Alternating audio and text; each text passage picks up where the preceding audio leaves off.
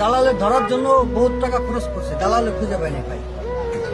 এখন দালাল যদি বাংলাদেশে আসে তখন দালাল ধরতে পারবে। একসাথে কয়জন ফিরলেন আপনারা? সেটা আজকে আমরা প্রায় 10-12 জন ফিরলাম। কম্বোডিয়ার একটু ভালো মন্দ বলেন।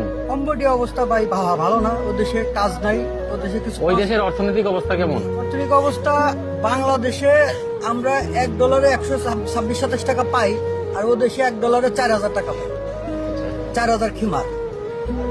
মুদ্রাস্ফীতি অনেক হাই।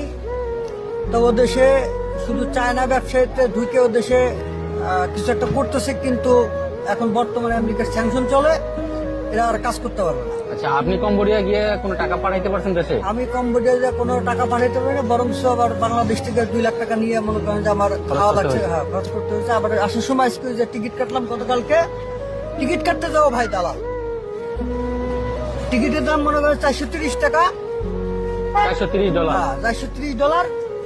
দালাল নিলে হলো মনে করেন যে $450, $20 $20 দালালি খাইবো, তাছাড়া মনে করেন ছাড়তো না। আর ও দেশে এমন একটা পরিস্থিতি, দালালরা বাংলাদেশের যে মানুষ যে কি পরিমাণ দালাল হয়েছে কল্পনার বাইরে। আপনার কাছে আমার মনে করেন 1 লোক থাকলো, দেখা গেলো এক বাসায় উঠলো, ওটার সাথে আপনার জিম্মি হয়ে গেলেন, আপনি হোটেলে উঠলেন জিম্মি হয়ে গেলেন। আর ও দেশে এমন একটা পরিস্থিতি, বর্তমান ভিসা হচ্ছে না, আর ভিসা যদি ওভারস্টে হয় পার ডে $10 জরিমানা।